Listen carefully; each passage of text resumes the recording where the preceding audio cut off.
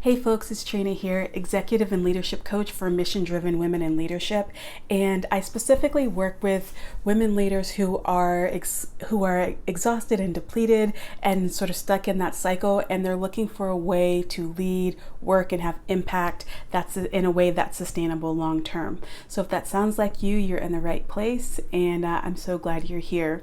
And today we're going to be talking about 3 ways to turn work off so that you can enjoy time with your family and friends.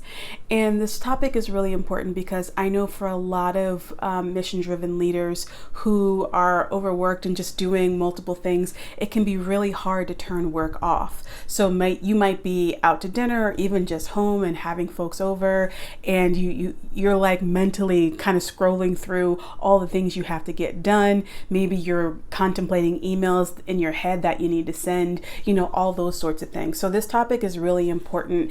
And I think when you're on all the time when it comes to work, you feel really depleted and exhausted even more, and it's a fast path to burnout. So that's what we're going to be talking today, and I'm going to be sharing 3 tips that I think will help with that. And before I get to that though, if this is something that you know that you're struggling with, I want to share with you a free resource that I have, and it's called The 5 Biggest Mistakes Most Creative Mission-Driven Leaders Make That Sets Them Up for Burnout and How to Avoid Them. So if this is something that you're interested in, or you've been in this depletion and exhaustion cycle and you're ready to find a path forward and you want to get out, I encourage you to get that free guide. It's below this video, so you can click there and check it out. It's a really great read, and I think you'll find some really good tools and resources there. Okay, so I have a few notes here, and I want to make sure that I hit some points as we go through this topic. So again, 3 ways to turn work off so that you can enjoy family and friends more. And the first thing is it requires a shift in perspective, and you have to ask yourself why you can't turn work off in the first place. So it might be something like, are you afraid you'll get behind? Is the workload too much? Do you need more time for the projects that you're working on? Are you being asked to do too much? Are you not saying no enough? All these things are questions that you need to be asking for yourself. So if you're finding yourself, out and about, with friends and family, and you're like, wow, why am I thinking about this when, I'm having my free time, I'm with my family, I'm with my people, and I really just want to be enjoying it, but I can't do it. And so I encourage you to go a level deeper and really ask yourself some of those questions that I posed. Why is it that you're having such a hard time doing this? And that's where you want to start. Okay. Point number 2, have a cutoff time for work and stick to it. Now, a lot of times people will say, okay, you work till 6 or whatever time it is, but maybe the culture that you work in is nonstop.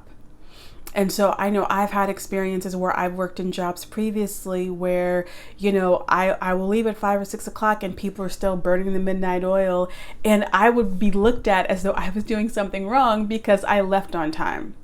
Now, the reality is what I learned is that how to maximize my time during the day, because quite frankly, after work, I had other things to do. And I was very intentional about not letting work take over my time, take over my life.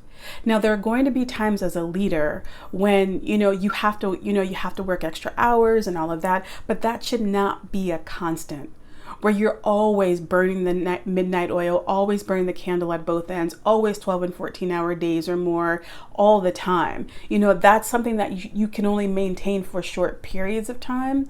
So, that's a big part of it. But you have to decide what your cutoff time is going to be and stick to it. That's something that's really important. So, and that's something that's going to take practice because everyone won't like it.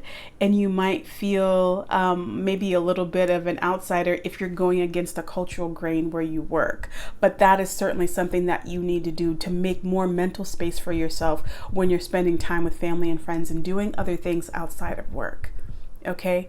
And number 3, you have to work through the guilt, the shame, the fear, the feelings of not being good enough or not being able to handle the workload when you decide that you're not going to be available at all times.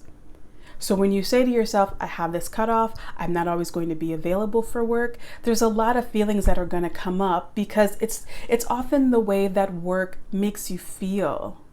And that's not necessarily about your specific company or organization, but just the work culture in general, particularly in the United States, is you have to always be on. You have to always be willing to take on more. You have to always be willing to do more. And if you're not, then you can't handle it and you're not good enough. And that's simply not true.